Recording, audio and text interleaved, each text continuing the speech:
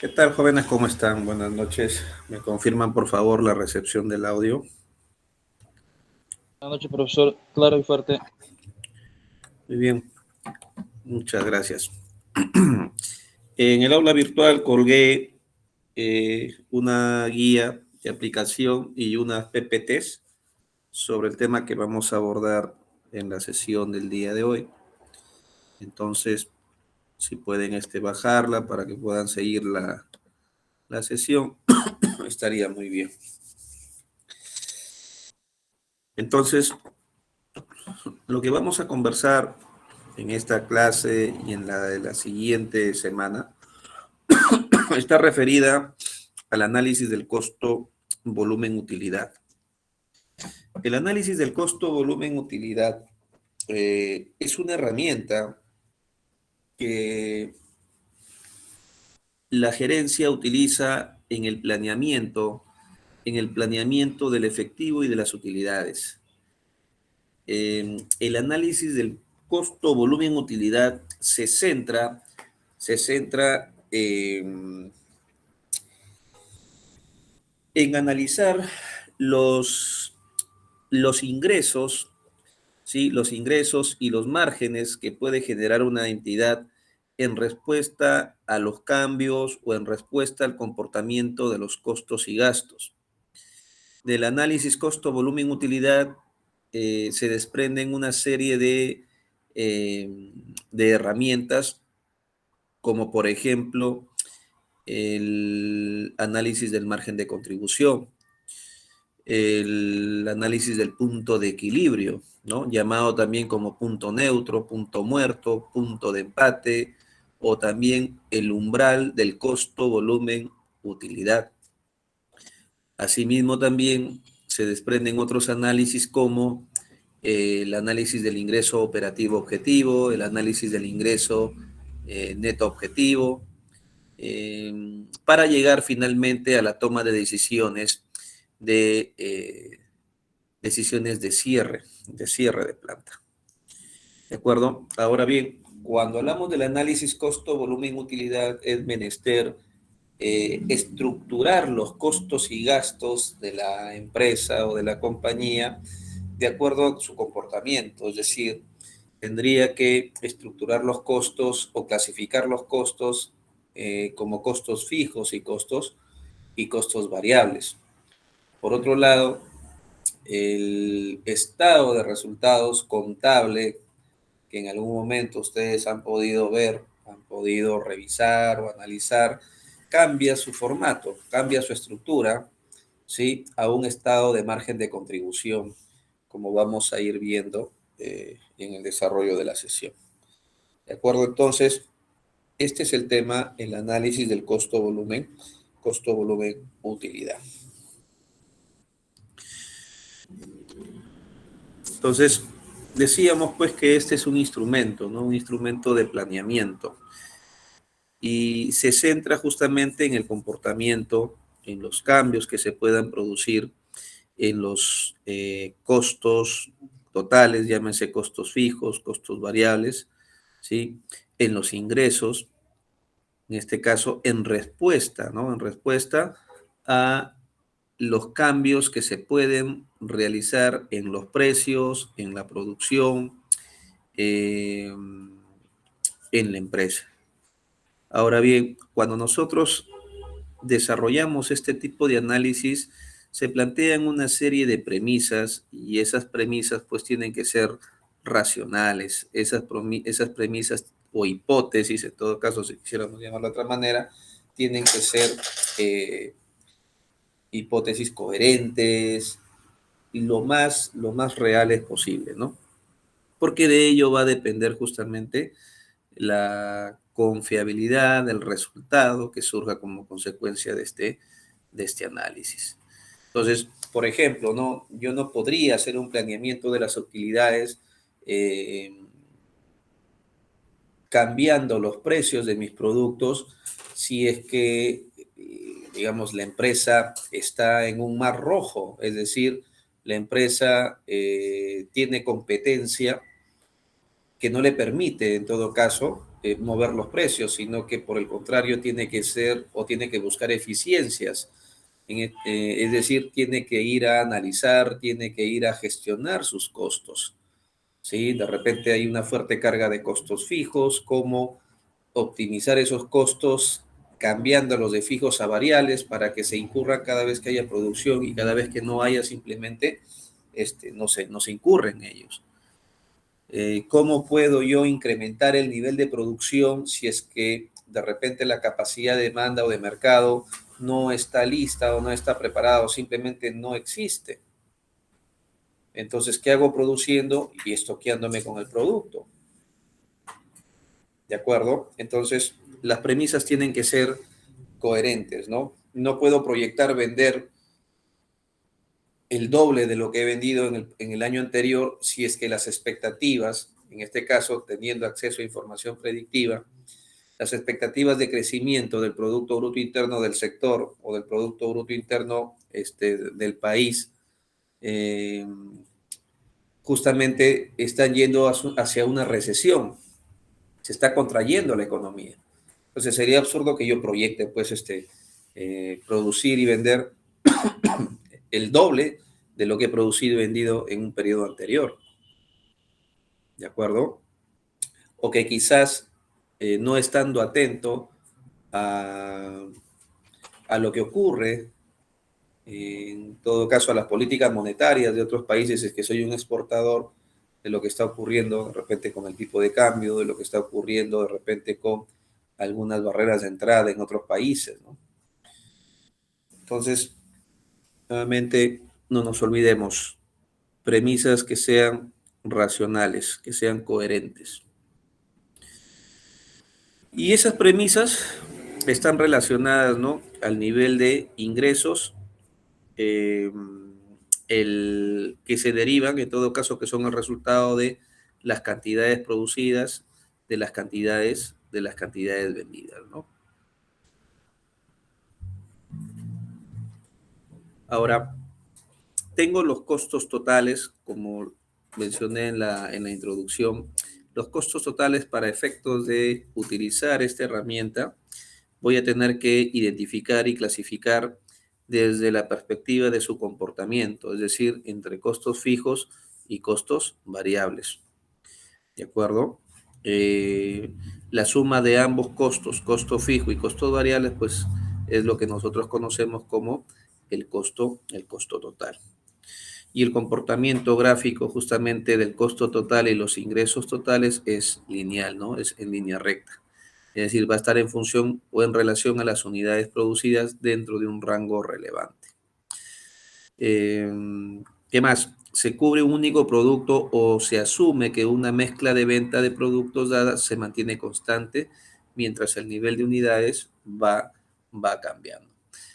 Las empresas no necesariamente eh, manufacturan y venden un producto, sino pueden de repente manufacturar y vender una mezcla de productos, ¿no? Entonces, ¿cómo determinar el punto de equilibrio, cómo determinar el umbral del costo, volumen, utilidad en este tipo de empresas? Ahora, la confiabilidad, mencionábamos de que va a depender pues de las premisas, ¿no? De las premisas. Eh, Sin embargo, ¿no?, esas premisas siempre van a estar en contraste con lo que ocurre en el mundo real, con lo que ocurre en el macroentorno, el cual se ve afectado por diferentes variables y hoy más que nunca por la incertidumbre que ha ocasionado justamente la crisis sanitaria, ¿no?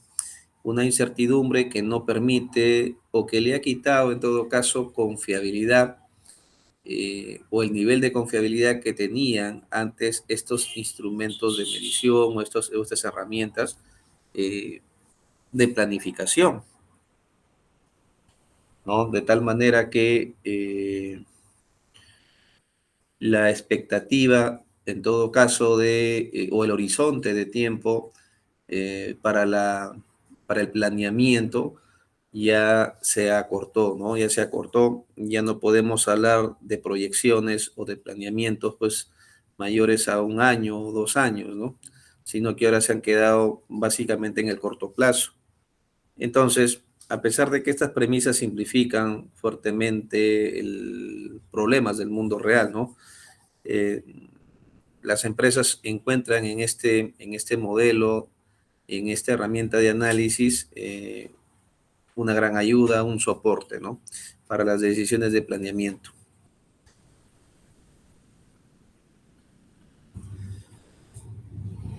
Y las decisiones, bueno, las toma la administración, la toma la gerencia y ellos son quienes tienen que evaluar, ¿no? Ellos tienen que evaluar si es que esta relación entre los costos, entre los ingresos, los niveles de producción y en todo caso los márgenes, pueden generar una información predictiva que sea lo suficientemente confiable, ¿no?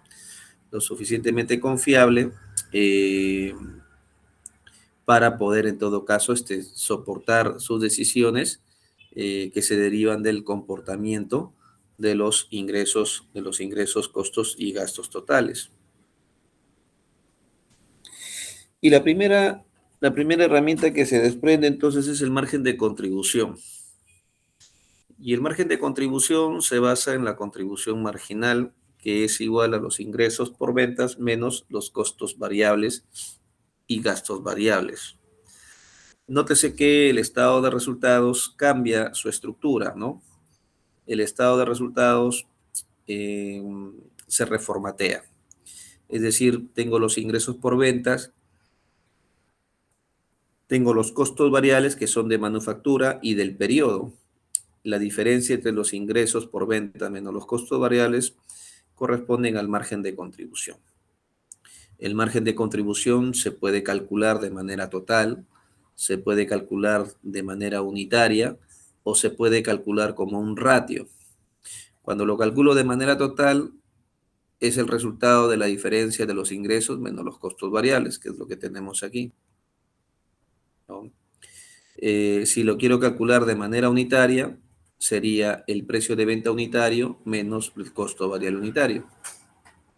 Y si lo quiero calcular como un ratio, sería la proporción que representa el margen respecto del ingreso. Entonces, el margen de contribución representa las ventas en soles menos los costos variables de producción, ventas y administración. Nótese que debajo del margen de contribución se encuentran los costos fijos, también de producción y del periodo, es decir, de administración y ventas. Entonces se reformatea, ¿no? Se reformatea y ya no se denomina estado de resultados y no se denomina estado de margen de contribución para efectos administrativos, para efectos gerenciales, ¿no? Entonces, bajo este ejemplo, donde los ingresos totales son de $100,000 menos costos variables 40,000, margen de contribución 60,000 menos costos fijos 60,000, tengo un ingreso operativo de 0, es decir, un punto de equilibrio. Los ingresos son el resultado del precio por la cantidad. El costo variable es el costo variable unitario por la cantidad vendida. Siendo eso así, entonces podemos decir que el margen de contribución total corresponde a los ingresos totales menos los costos variables, es decir, $60,000, ¿no? Ingresos menos costos variables, 60,000, este es el margen de contribución. Si lo quiero calcular por unidad, lo puedo calcular sobre la base de la diferencia del precio de venta unitario menos el costo variable unitario. En este caso, precio de venta unitario 50 menos costo variable unitario es 20. Margen de contribución es igual a 30. ¿Sí? El margen de contribución es igual a 30.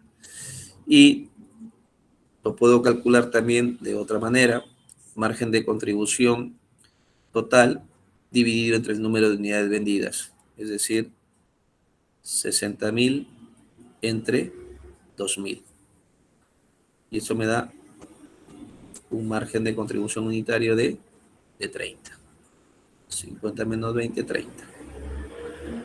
Y en cuanto la tercera forma de calcularlo como un ratio o porcentaje es sobre los ingresos, ¿no?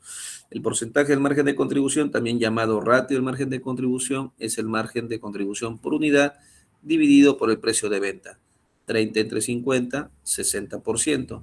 O el margen de contribución total que divide a los ingresos totales. 60.000 entre 100.000, 60%. ¿Qué significa o cómo se interpreta este ratio? Se interpreta de la siguiente manera. 60%, ¿sí? Este porcentaje significa que 60 centavos en margen de contribución es ganado por cada sol de ingresos. ¿De acuerdo? ¿Está claro? ¿Alguna pregunta?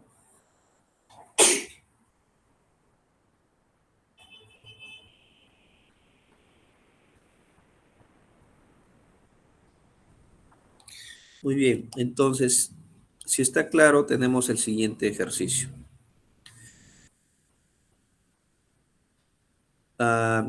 María piensa vender un software integrado de gestión en una convención sobre computadoras en una conocida universidad. María compra este software a un mayorista de software para computadoras en $120 el paquete, con la autorización de regresar lo que no se venda, con una devolución total de $120 por paquete. Es decir, si yo no logro vender la cantidad de paquetes que he comprado, las devuelvo al proveedor y el proveedor me reembolsa el mismo valor. Ella venderá cada paquete en $200, ¿correcto? Ella va a vender cada paquete en $200 y ya pagó a la UNMSM, que es la universidad, $2,000 por el alquiler del puesto para los días que dure la convención. Suponga que no hay otros costos. Pregunta, ¿qué resultado operativo tendrá María si es que vendiera un paquete, 5 paquetes, 25 paquetes y 40 paquetes? 2, ¿cuál es la contribución marginal unitaria? Y 3, ¿cuál es el porcentaje de contribución marginal? Ok, entonces vamos a solucionar el caso. Voy a abrir el Excel.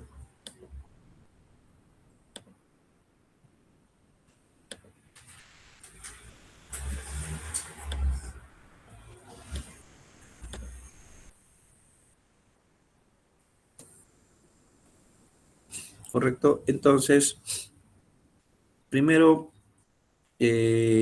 identificamos las variables, las premisas, ¿no? ¿Cuáles son las premisas? Precio de venta unitario, costo variable unitario, costo fijo. No se está bien, perdón, buenas noches, no se ve el cuadro que usted muestra. A ver, debo estar compartiendo solamente la PPT. Voy a compartir toda la pantalla.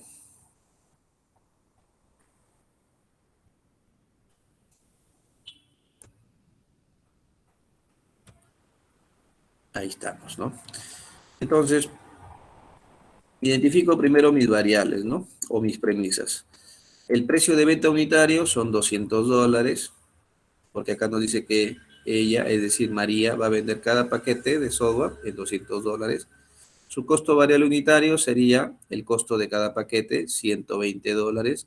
El costo fijo es el costo de arrendamiento, de alquiler del stand o del puesto donde va a vender. Entonces, aquí tenemos 4 escenarios, ¿no? Si vende un paquete, 5 paquetes, 25 y 40. Entonces, lo que hacemos es, en primer lugar, establecer la estructura del margen, del estado de margen de contribución, ¿no? Y tendría yo ventas, ¿sí? Tengo menos costos variables, ¿sí? Menos costos variables. Esto es igual al margen de contribución,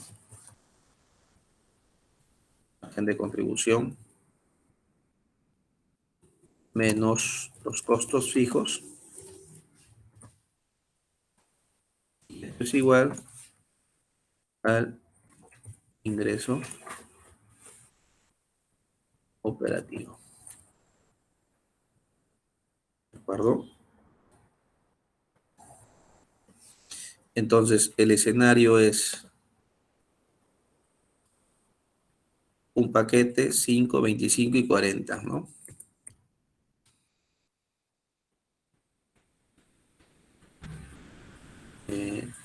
Un paquete, 5 paquetes, 25 paquetes y 40 paquetes, ¿no?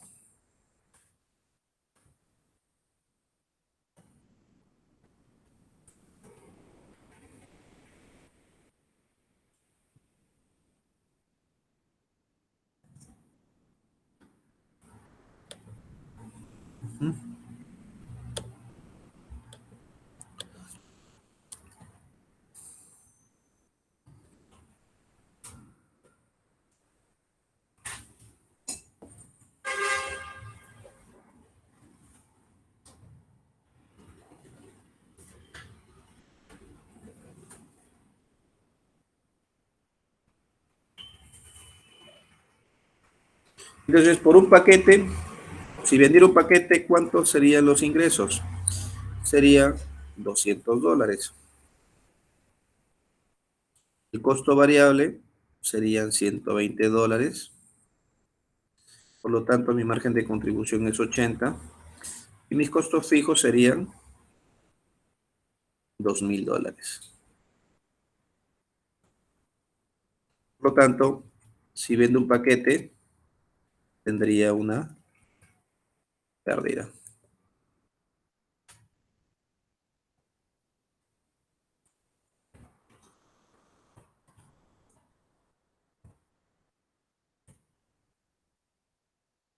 ¿Ok? Muy bien, y entonces, ¿cuál será el resultado si es que vendiese 5 paquetes, 25 paquetes y 40 paquetes, que es lo que nos pregunta el ejercicio? ¿Qué resultado operativo? Aquí, ¿qué resultado operativo? En todo caso, mejor le vamos a poner como resultado operativo. Ya sabemos que si es negativo, es pérdida, y si es positivo, es utilidad, ¿no? ¿Qué resultado operativo va a obtener María si vende un paquete? Ya sabemos que obtiene una pérdida de 1920. Y si vende 5, y si vende 25, y si vende 40, ¿cuál será su resultado operativo? A ver, alguien me dice, por ejemplo, ¿cuánto será el resultado operativo si vende 5 paquetes?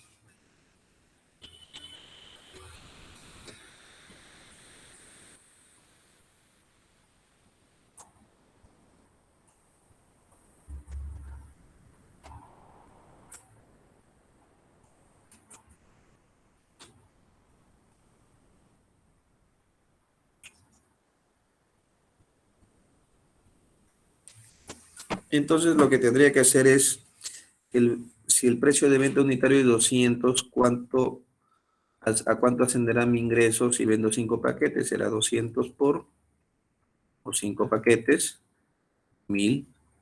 Costo variable unitario por 5 paquetes, 600. Y el costo fijo es el mismo. Venda o no venda, yo ya pagué $2,000 por el stand. Venda un paquete, venga 5, venda 25, venda 40, y yo he pagado $2,000 por el alquiler. Por lo tanto, este costo fijo, el lineal, permanece constante. Entonces, si vendo un paquete, voy a perder $1,920. Si vendo 5 paquetes, mi resultado operativo es una pérdida de $1,600. ¿Y qué pasa si vendo 25 paquetes? Entonces tendría precio de venta unitario 200 por 25, son $5,000 de ingresos. Costos variables, 120 por 25, 3,000. Y tengo un margen de contribución de 2,000. ¿Se dan cuenta? Tengo un margen de contribución de 2,000 y obtengo un ingreso o un resultado operativo de cero. Es decir, no gano ni pierdo. No gano ni pierdo. No ganamos ni perdemos. Entonces, lógicamente, María va por lo menos, o debe procurar por lo menos vender 25 paquetes para cubrir sus costos variables y en todo caso los costos fijos, ¿no? De tal manera que no gana ni pierde. Y entonces, a partir de 26 paquetes, ya estaría ganando, ¿no? Entonces, si nosotros vemos aquí, precio de venta por 40, tengo $8,000 de ingresos, menos costos variables, costo variable unitario por las unidades vendidas, tengo un margen de contribución de 3,200. Menos costos fijos, 1,200, tengo un resultado operativo de $1,200. Entonces, esa sería la respuesta al primer requerimiento. ¿Qué resultado operativo tendría María si es que vende un paquete? Resultado, una pérdida. Si vende 5 paquetes, pérdida de $1,600. Si gana 25 paquetes, no gana ni pierde. Y si vende 40 paquetes, una utilidad de 1,200 paquetes. Siguiente pregunta, ¿cuál es la contribución marginal unitaria? ¿Ah? ¿Cuál es la contribución marginal unitaria? ¿Quién me dice? A ver. 80. Exactamente, ¿no? Mi contribución marginal unitaria es 80. Así es. Es 80. Ujú. Es 80. Siguiente pregunta, ¿cuál es el porcentaje de contribución marginal? ¿Cuál es el porcentaje?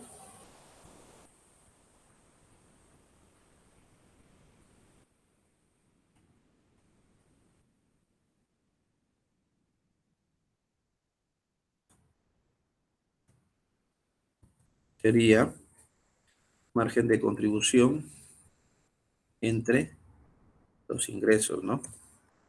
40%. Ese es el margen de contribución unitario, 40%. Y esa sería la solución. Muy bien, entonces, si ha quedado claro este pequeño ejercicio, vayamos con este. Complete los espacios en blanco según corresponda. Fíjense, ahí tenemos, en cada columna están las premisas necesarias para el cálculo del margen de contribución. Lo que se necesita aquí es completar justamente los espacios vacíos. Por ejemplo, cada línea es un caso diferente al de la otra línea, por si acaso. Acá hay 4 casos o cuatro ejercicios. En el primer caso, ingresos, no sabemos, nos dan el dato del costo variable, que son $500. Costos fijos, tampoco lo sabemos, sin embargo, nos dan el dato del costo total, $800, y además nos dan el dato de la utilidad de operación, 1,200. Pregunta, ¿a cuánto asciende los ingresos? ¿A cuánto asciende el costo fijo? ¿Y a cuánto asciende el ratio del margen de contribución?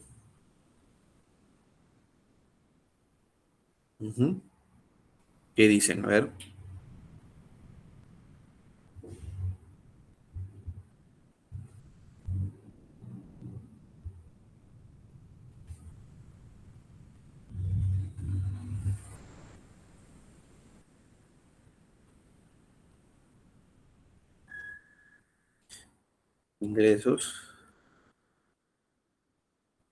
Ingresos, costo variable,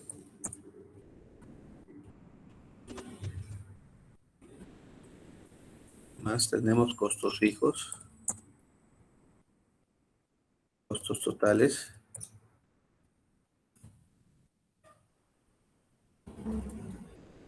tenemos la utilidad de operación,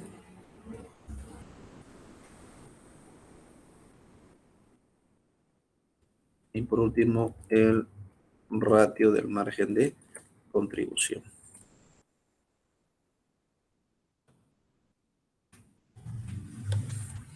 ¿Qué datos son los que me brindan aquí? Me dan el costo variable, me dicen que es 500, me dan el costo total, que es 800, y me dan la utilidad de operación, que es 1200. Pregunta: ¿a cuánto ascienden las casillas de ingresos, costos fijos y costos, vamos a poner así, y costos variables? Entonces, fíjense, si yo sé que el costo total, voy a ponerlo por acá, costo total es igual a costo variable más costo fijo. En consecuencia, si mi costo total es 800 y mi costo variable es 500, el costo fijo es 300, porque 500 más 300 es 800, ¿correcto? Siendo eso así, entonces la siguiente pregunta sería: ¿y a cuánto asciende el ingreso?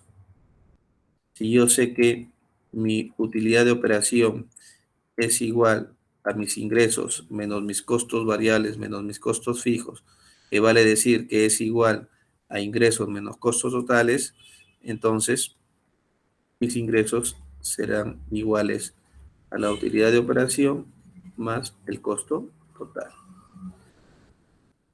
Entonces, 2000 menos 500 menos 300 es igual a la utilidad de operación, 1200. Y entonces el ratio del margen de contribución, ¿a cuánto asciende? ¿A qué es igual el ratio del margen de contribución?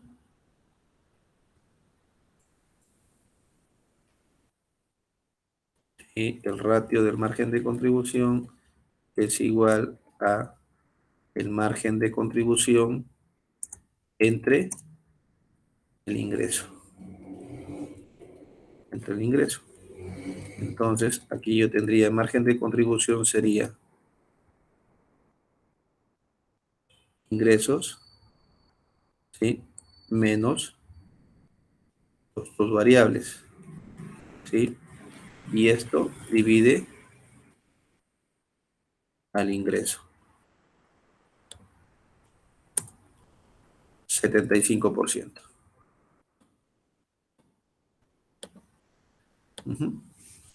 El ratio del margen de contribución en el caso 1 será del 75%. Perdón, disculpe, ¿voy a volver a repetir esa parte, por favor, la última parte? Margen de contribución. Margen de contribución. Por supuesto. Muy amable, gracias. Encantado. Fíjate, aquí nosotros habíamos dicho que el ratio o el porcentaje del margen de contribución yo lo puedo calcular de la siguiente manera. Margen de contribución, dice, porcentaje de ingresos. Es el margen de contribución por unidad dividido por el precio de venta. Entonces, margen de contribución por unidad. ¿A qué es igual el margen de contribución por unidad? Al precio de venta menos el costo variable unitario. ¿De acuerdo? Al precio de venta menos el costo variable unitario. Entonces, lo que yo estoy haciendo aquí es lo siguiente. Primero calculo el margen de contribución. ¿A qué será igual el margen de contribución? Al ingreso menos el costo variable. Margen de contribución. ¿Sí? Acá voy a ponerle en todo caso también. Margen de contribución es igual al ingreso menos costos variables. Entonces lo que hago aquí es: ¿cuánto es mi ingreso? 2000 menos costo variable 500. Margen de contribución 1500. Y ahora ya sé cuánto es el margen de contribución, que es 1500. La pregunta es: ¿a cuánto asciende el ratio? Entonces el ratio del margen de contribución es margen de contribución entre los ingresos. Entonces esto es lo que he hecho yo acá. Margen de contribución entre el ingreso.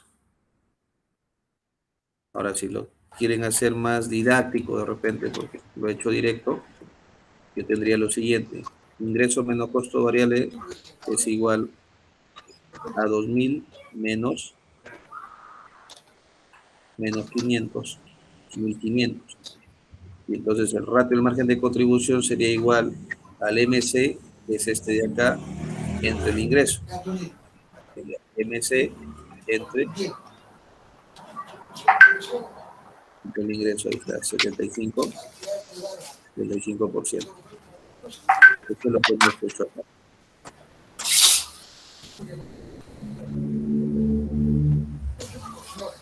¿Está claro? Sí, muy amable, gracias, está Sí, claro. profe. Gracias. Ya, ok. Y entonces así tendrían ustedes el caso número 2, el 3 y el 4, ¿no? 3 y el 4. Ya 2, 3 y 4 lo resuelven ustedes. Ya les di el ejemplo. Necesitamos avanzar. Ahí, y acá tienen otro ejercicio que está en la guía, justamente aquí. Este es otro. Acá tienen más variables: precio de venta, costo obrero unitario, unidades vendidas, margen de contribución, costos totales, utilidad de operación.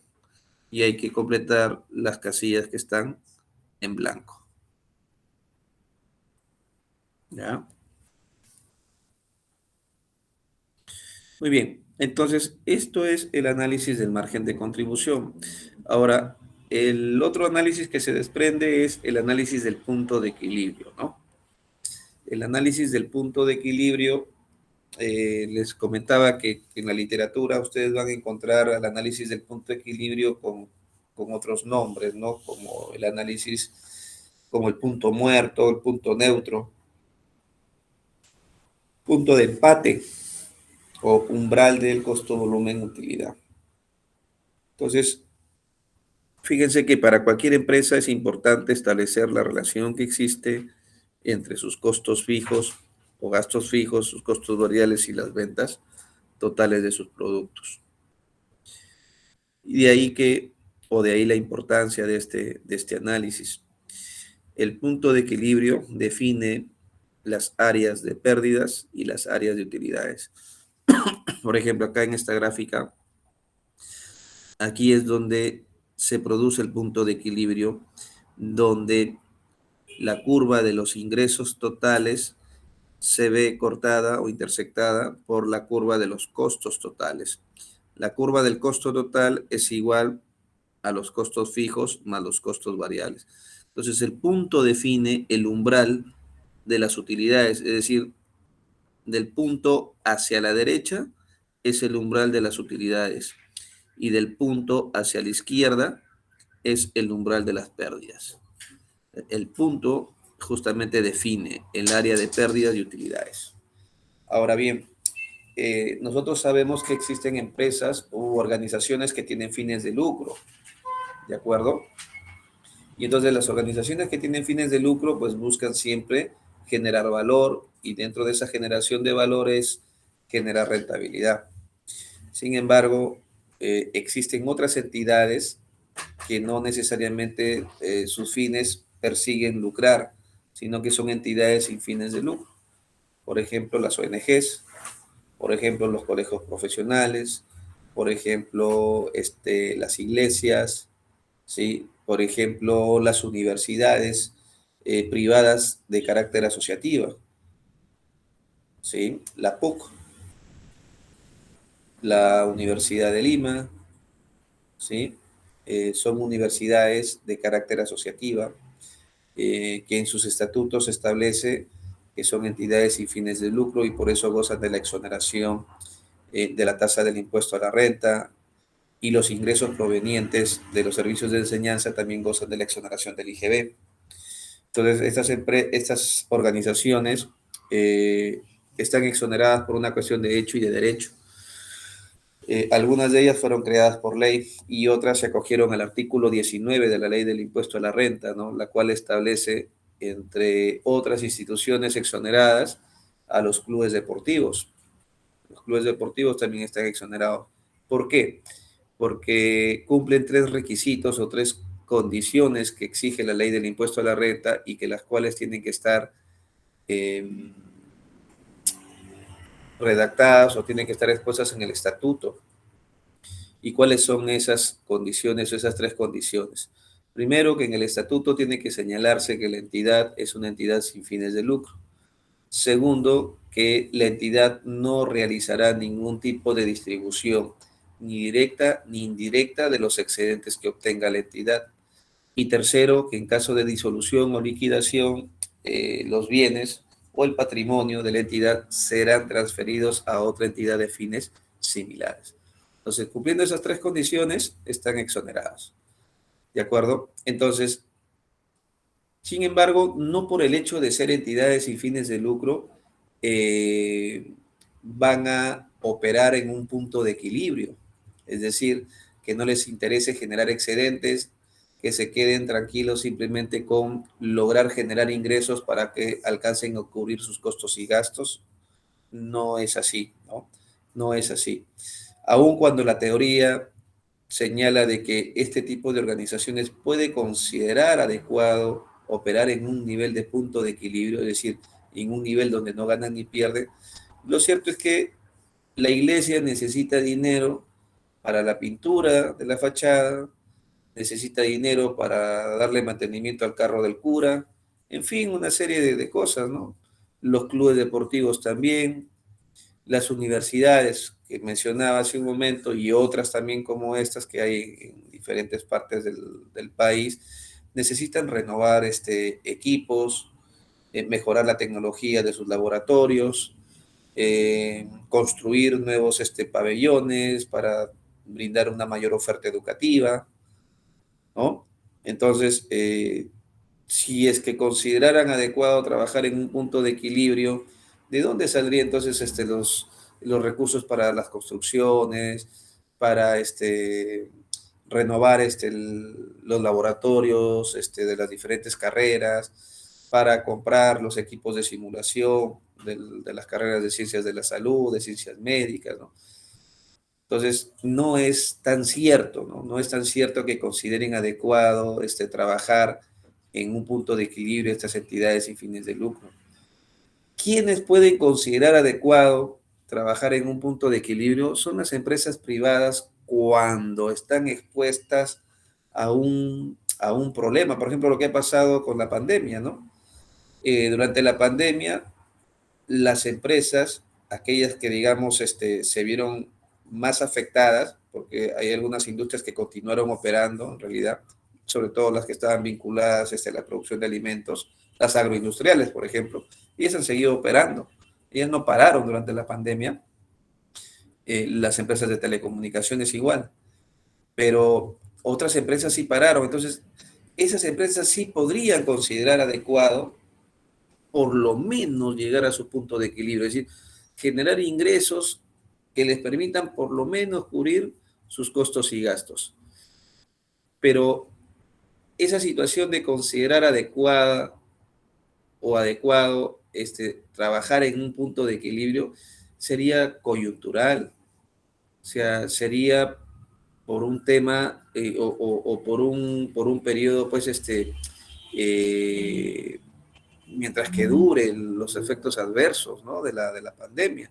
Esto ocurrió en el año 2005, por ejemplo, cuando hubo la pandemia del virus de la influenza, la gripe aviar, donde las empresas avícolas se vieron afectadas porque las personas no consumían pollo, no consumían pollo.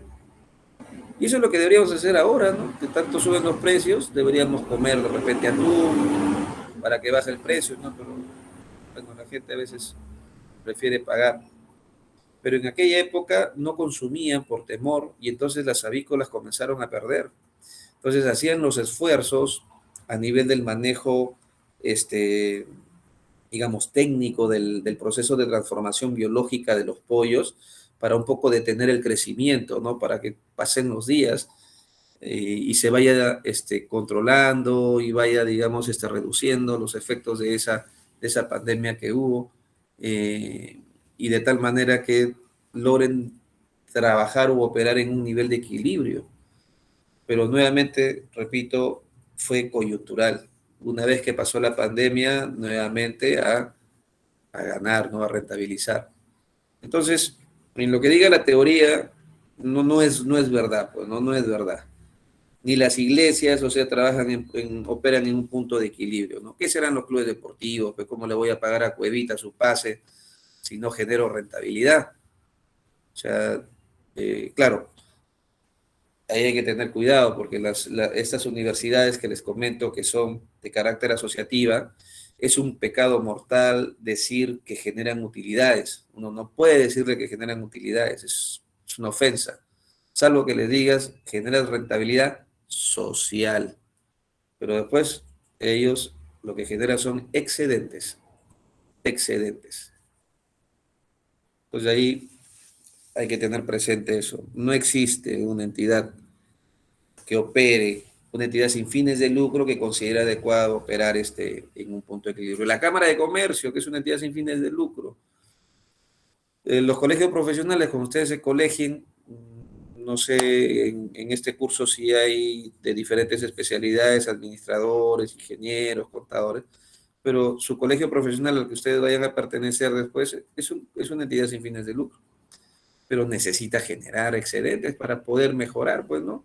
Construir el sauna, pagar a los profesores para los talleres de los hijos de los miembros de los agremiados en verano.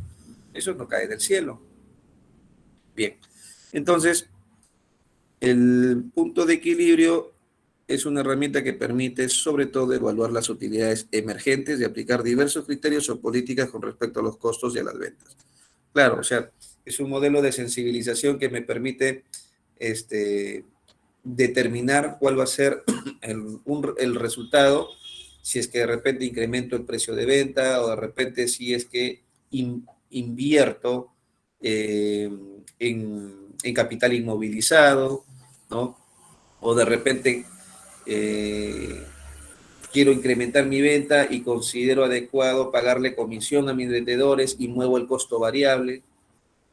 Eso es lo que me ayuda a determinar este punto de equilibrio, ¿no? Entonces, punto de equilibrio, punto muerto, punto neutro, punto de empate, punto crítico, también ya me había olvidado, se le llamaba umbral de rentabilidad o costo, volumen, utilidad, es aquel punto donde los ingresos y gastos totales son iguales, ¿no? Es decir, no existe ni utilidad ni pérdida. Para poder realizar el análisis del punto de equilibrio, lo primero que tenemos que hacer o previamente debemos hacer es establecer la contribución marginal. Y eso ya lo vimos antes, ¿no? Ya sabemos cómo calcular el margen de contribución, ya sea de manera unitaria, total o como un ratio o porcentaje. Ahora bien, el punto de equilibrio se calcula de dos formas. Hay un punto de equilibrio en unidades que se expresa en unidades físicas, es decir, cuántas unidades debo vender para no ganar ni perder, ¿sí? Cuántas horas de alquiler de servicio de internet en mis cabinas, en mi negocio de cabina de internet, debo alquilar para no ganar ni perder. ¿Cuántos alumnos debo tener en la carrera profesional de contabilidad o en la escuela profesional de contabilidad para no ganar ni perder? ¿Cuántos alumnos? ¿Sí? ¿Cuántos litros de leche debo vender para no ganar ni perder? Es decir, el punto de equilibrio está expresado en unidades físicas, en unidades.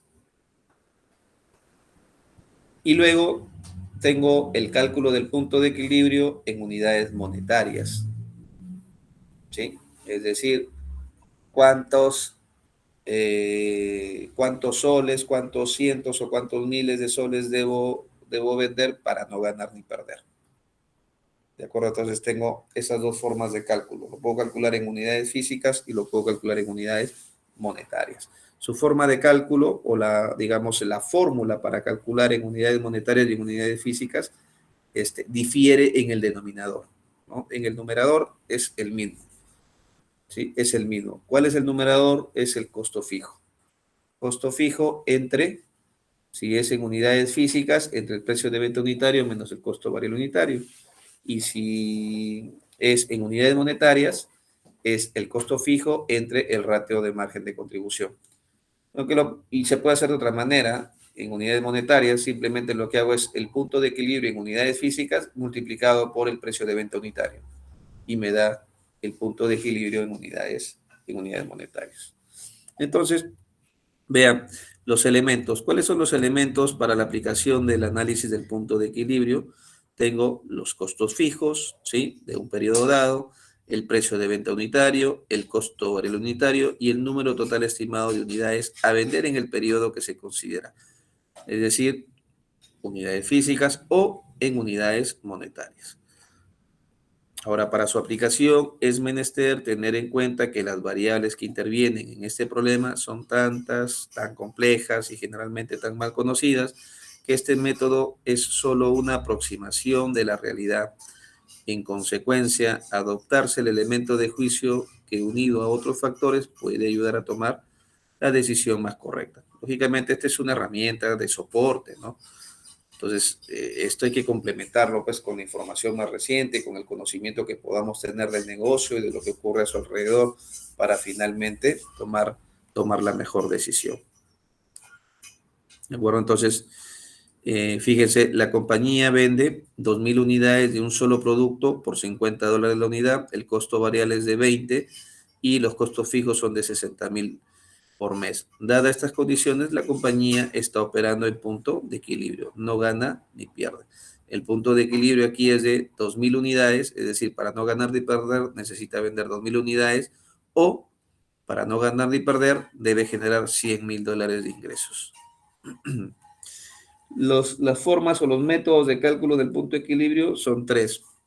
El método del margen de contribución, 1, 2, el método de la ecuación o el método matemático, y 3, el método del gráfico, ¿no? El más utilizado es el método del margen de contribución, ¿no? Ese es el más utilizado. El método matemático a través de la ecuación o el método del gráfico, el gráfico es el segundo más utilizado y el menos utilizado en todo caso es el matemático, ¿no? Entonces, fíjense, esta es la fórmula para calcular el punto de equilibrio en unidades físicas y esta es la fórmula para calcularlo en unidades monetarias. En unidades físicas y en unidades monetarias, el numerador es el mismo. ¿Se dan cuenta? Costo fijo, costo fijo. Lo que cambia es el denominador. Mientras que en el punto de equilibrio expresado en unidades físicas, el denominador es el margen de contribución unitario, es decir, precio de venta unitario menos costo variable unitario. En el punto de equilibrio expresado en unidades monetarias, el denominador es el ratio del margen de contribución. ¿De acuerdo? Entonces, si el costo fijo es 60,000, mi precio de venta unitario es 50,000 y mi costo variable unitario es 20,000, el punto de equilibrio en unidades son 2,000. 2,000 unidades. La empresa debe vender 2,000 unidades de productos para no ganar ni perder. Y en unidades monetarias, el punto de equilibrio es 100,000. La empresa debe vender las 2,000 unidades de sus productos a 100,000 soles para no ganar ni perder. El método de la ecuación consiste en usar la razón del costo variable o la razón del margen de contribución para determinar el punto de equilibrio en ventas, ¿no? Y esto es ingreso total es igual al costo fijo más el costo variable unitario por el punto de equilibrio. Entonces, reemplazando la fórmula, llego al mismo resultado. Mi punto de equilibrio en unidades monetarias es de 100,000. Y el método del gráfico, que no es otra cosa más que trasladar a un cuadrante, ¿no?, el resultado del cálculo del margen de contribución. Por un lado, tengo los ingresos, ¿sí? Tengo los ingresos, tengo el costo fijo, tengo los costos variables y donde corta en todo caso los ingresos al costo total, se define el punto de equilibrio. Hacia el lado izquierdo las pérdidas, hacia el lado derecho las utilidades. Bien, y por acá tenemos algunos casos prácticos Voy avanzando por acá. Ajá, aquí vamos a ver este caso. Por ejemplo, ¿no? Voy a subir un poco. Ajá. Fíjense, Zapaterías Badani opera en una cadena de tiendas alquiladas para venta de calzado. Las tiendas venden estilos diferentes de zapatos para hombres relativamente baratos, con un costo de ventas y precios idénticos. El señor Badani está tratando de determinar si resulta conveniente abrir otra tienda que tendría las siguientes relaciones de gastos e ingresos planeados. Precio de venta, 30 soles el par. El costo de los zapatos es 19.50 y el costo o las comisiones sobre ventas es de 1,50 sol. Los gastos fijos son alquiler 60.000, sueldos 200.000, publicidad 80.000 y otros gastos fijos 20.000. Pregunta: ¿cuál es el punto de equilibrio anual en unidades físicas y unidades monetarias? 2. Si se vendieran 35.000 pares de zapatos, ¿cuál sería la utilidad o pérdida neta del negocio? 3. Si al gerente de la tienda se le pagara como comisión 30 centavos por cada par de zapatos, ¿cuál es el punto de equilibrio anual en unidades físicas y unidades monetarias? Y por último, consúltese la información original. Si se dejara de pagar comisiones sobre ventas, en lugar de ello, se otorgara un aumento de 81.000 soles en los sueldos fijos, ¿cuál sería el punto de equilibrio en unidades físicas y en unidades monetarias? Entonces, este es otro ejercicio para que ustedes puedan resolver. Veamos este caso, que este sí está aquí resuelto. Se trata de dos empresas, La Fontana S.A. y La Colonial S.A. y tienen la siguiente estructura de costos. La Fontana tiene costos fijos por 18.350 dólares y La Colonial tiene costos fijos por 22.780 dólares. Los costos variables son de 62 centavos de dólar por cada producto en La Fontana y en La Colonial 36 centavos de dólar por cada producto.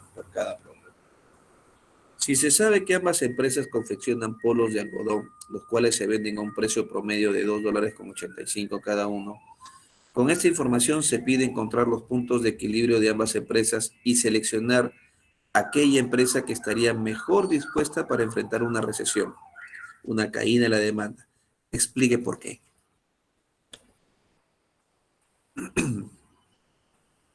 ¿Se ve en modo presentación? Sí.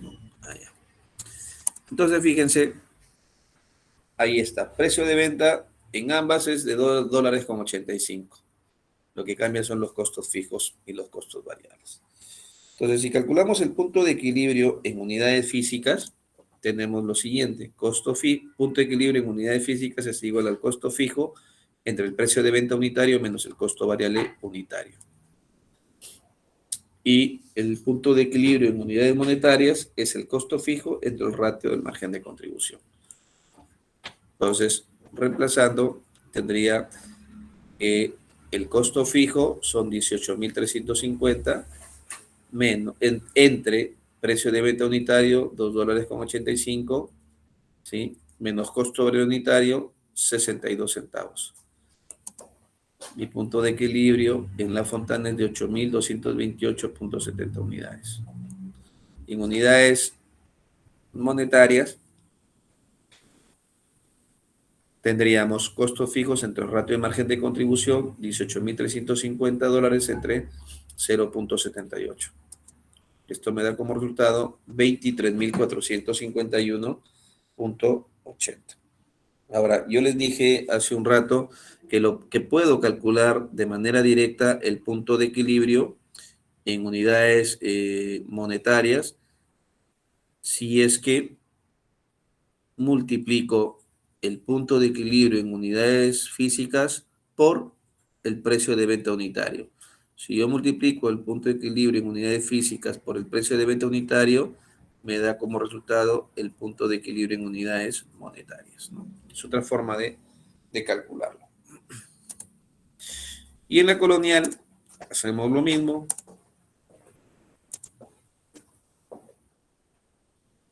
Y vemos que el punto de equilibrio en unidades físicas en la colonial es de 9.148.59 unidades, mientras que el punto de equilibrio en unidades monetarias es de 26.073.48.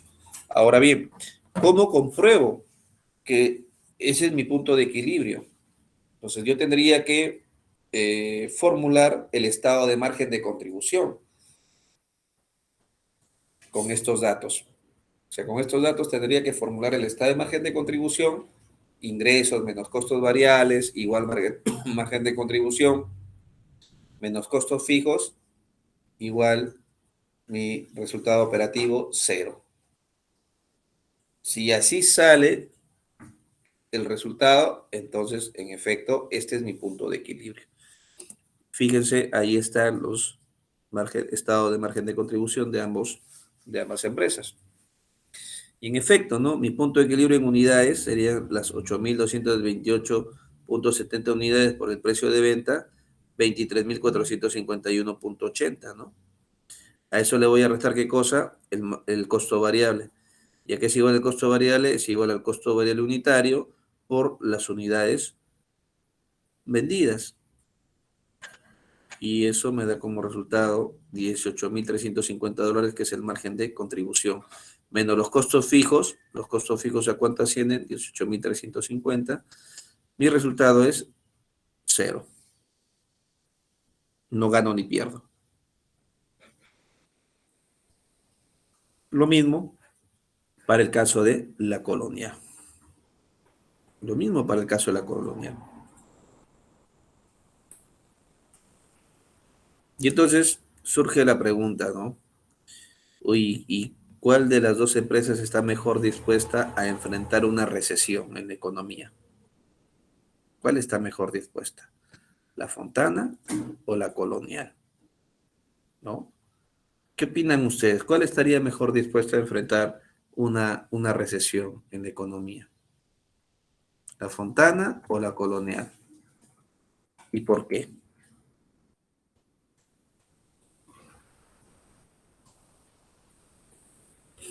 La Fontana, La Fontana. ¿Por qué sería la Fontana? porque tiene menor unidades de producción, eh, Porque requeriría de menos unidades. de menor unidades para que llegue al punto de equilibrio. En cambio, la otra necesitaba 1000 más, por lo menos.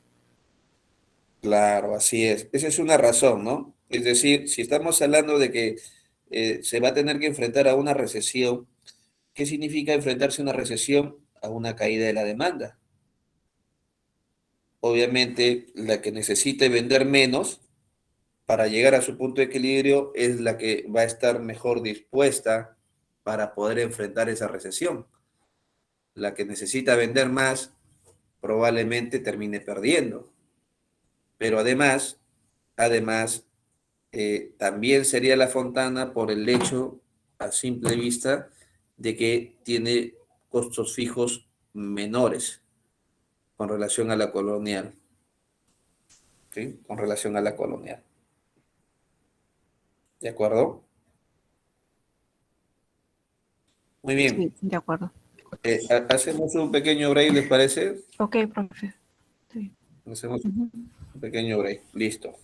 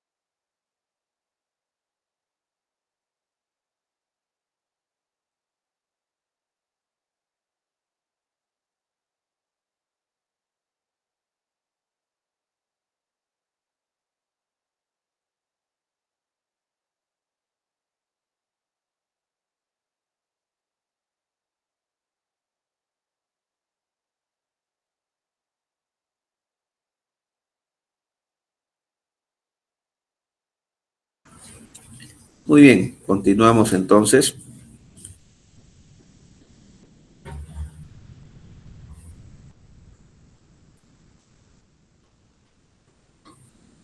Bien, el otro análisis que se desprende es el que se denomina punto de cierre. Y es el, digamos, es el punto en el cual no consideramos dentro de los costos fijos aquellos que no han constituido erogaciones, pagos o desembolsos de efectivo.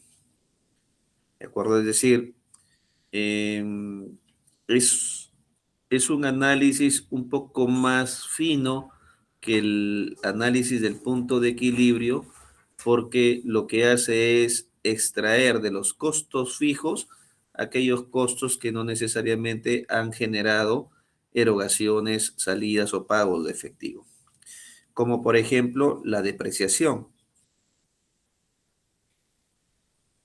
las depreciaciones de los activos fijos, la amortización de los activos intangibles, ¿no?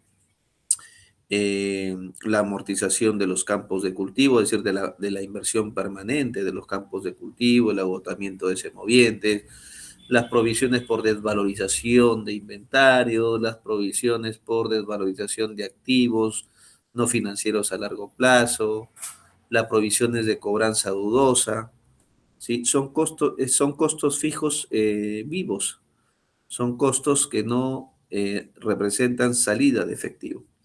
Y entonces cambia la fórmula de la siguiente manera, ¿no? Es decir, cambia el numerador. El denominador sigue siendo el mismo, tanto para el punto de cierre en unidades como para el punto de cierre en unidades físicas, como para el punto de cierre en unidades monetarias. El numerador cambia y el denominador sigue siendo el mismo del cálculo del punto de equilibrio.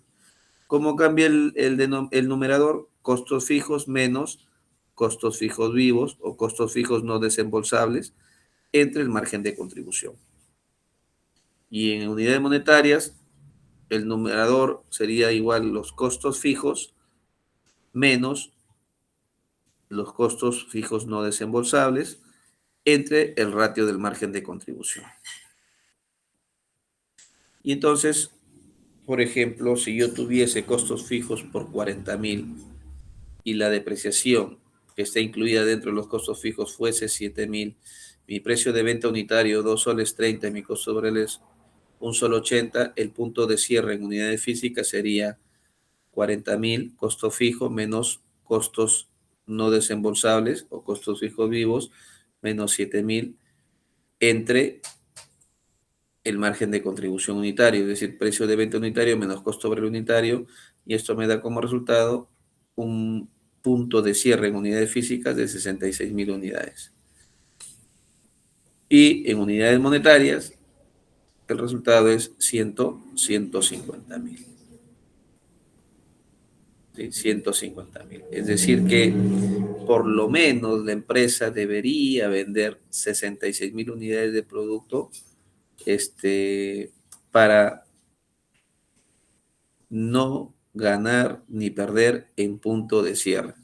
Si vende menos de las 66.000 unidades, se podría estar hablando, se podría estar evaluando acerca de la necesidad de cerrar esa línea de negocio.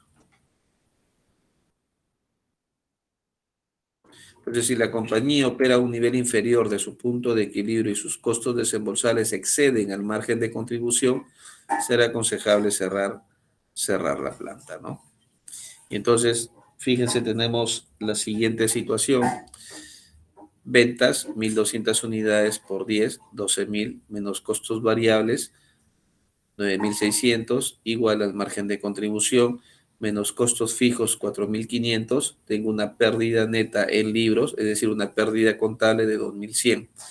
Nótese que los costos fijos, un componente son costos fijos no desembolsables y otros son costos fijos extinguidos. Entonces, si nosotros calculamos el punto de cierre, vamos a tener que quitar el efecto de los costos fijos no desembolsables. Ahora bien, además de lo que es, de los datos que tenemos aquí, tenemos que tener en cuenta que la empresa tiene una capacidad de producción o capacidad de planta de 2.000 unidades. Y por último, se estima o se proyecta, o mejor dicho, se estima que la capacidad de mercado es solamente de 1.200 unidades. 1.200 unidades.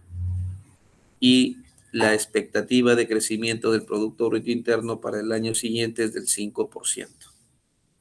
Entonces, con estas variables,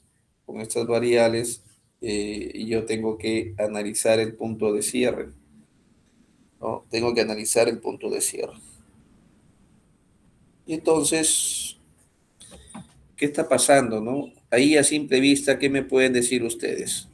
Con el dato de la capacidad de planta, la capacidad de mercado, con el estado de margen de contribución. ¿Algún comentario? Quizás.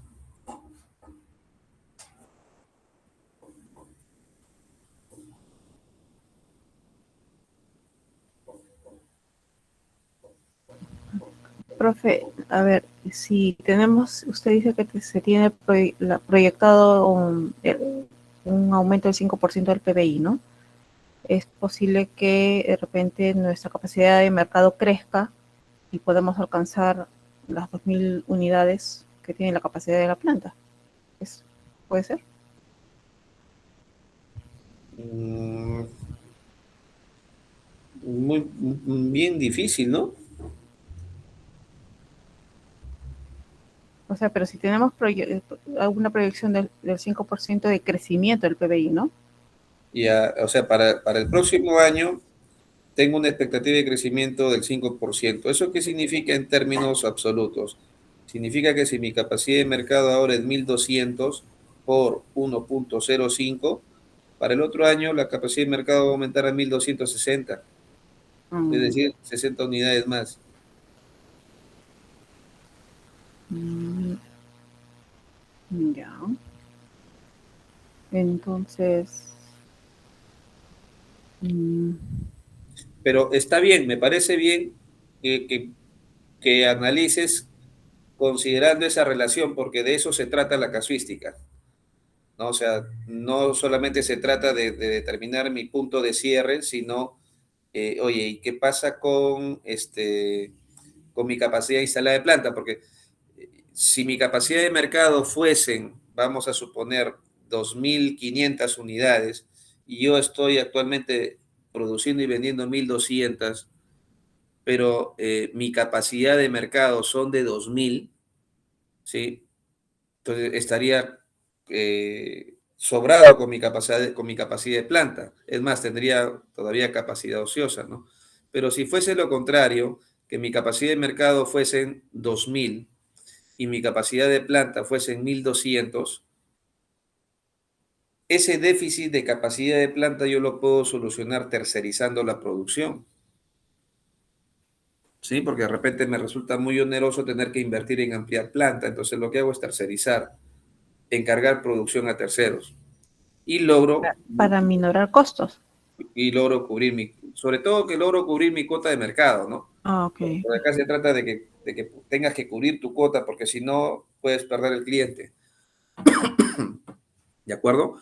Entonces fíjense, lo que yo tengo es que en libros estoy perdiendo 2.100, pero en efectivo estoy perdiendo 1.100, ya que dentro de la estructura de costos, tengo costos que son no desembolsables, o sea que no representan erogación.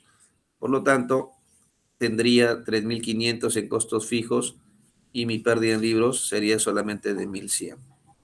Pero igual sigo perdiendo. Y si calculo mi punto de equilibrio, mira, ve, porque esto es lo que estoy vendiendo, pero ¿cuánto necesito vender para no ganar ni perder?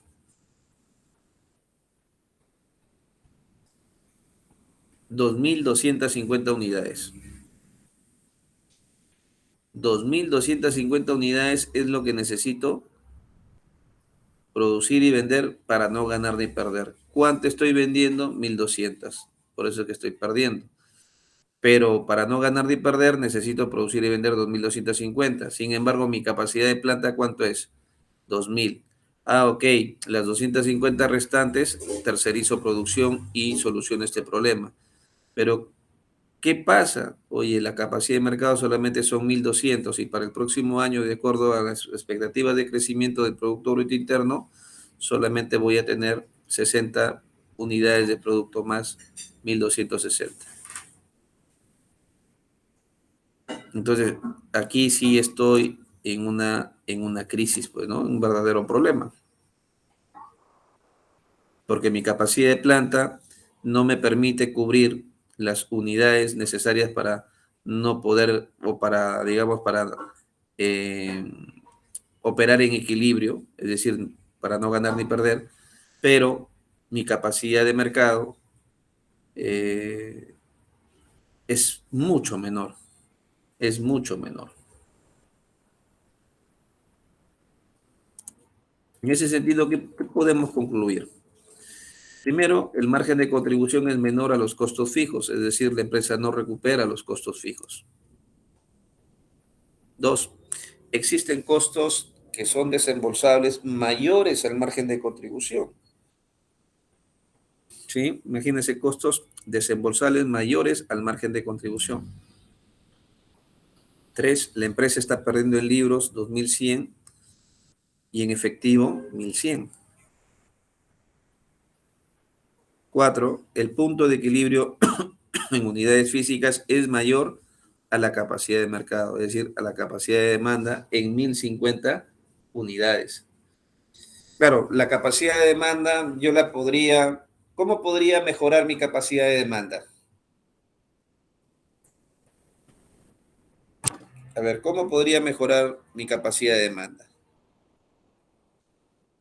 Ya vimos que mi capacidad de producción la puedo mejorar tercerizando, pues, ¿no?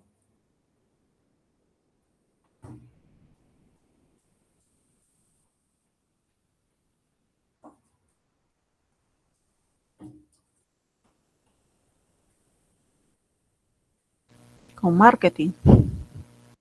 Ya, pero algo más específico porque es un poco genérico.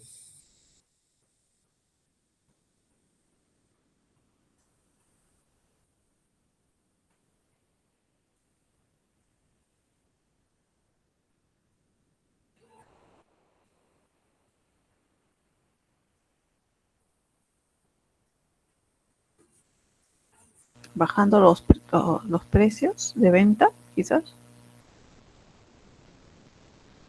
Bajando precios de venta. Pero ahí afectaría los costos. Uh-huh.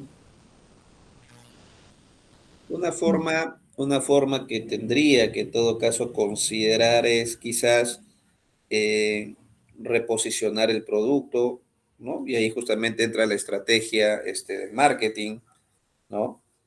De repente hacer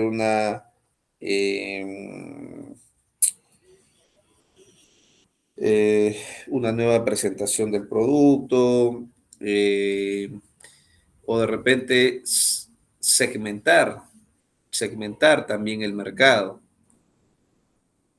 ¿no? De tal manera que pueda incrementar o pueda mejorar mi posición en las cuotas de mercado. También, Dándole un valor agregado, quizás. correcto, ¿no? Así es. Dándole un valor agregado, justamente es diferenciar, ¿sí?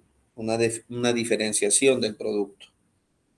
Y eso tiene que ver justamente con el reposicionamiento del mismo, pues, ¿no?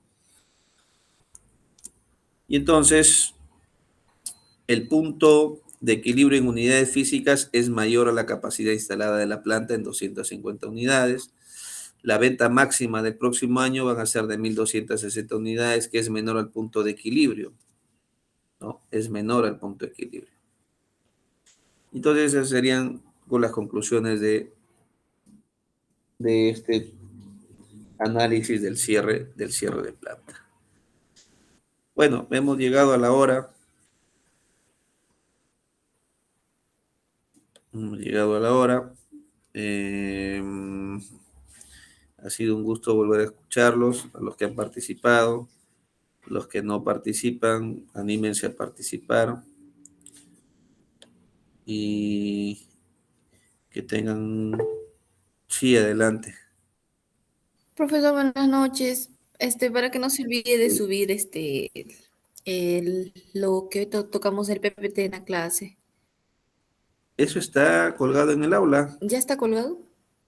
claro, en el foro de novedades, ahí he puesto unidad 2, material complementario. Ya, docente, muchas gracias. Voy a verificar. Ya. Sí, adelante, Frida. Sí, buenas noches, docente.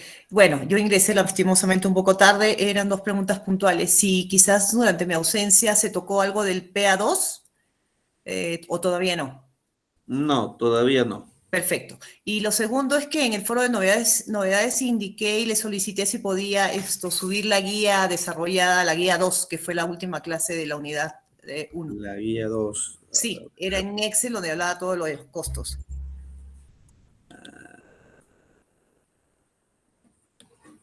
Ya, lo voy a subir.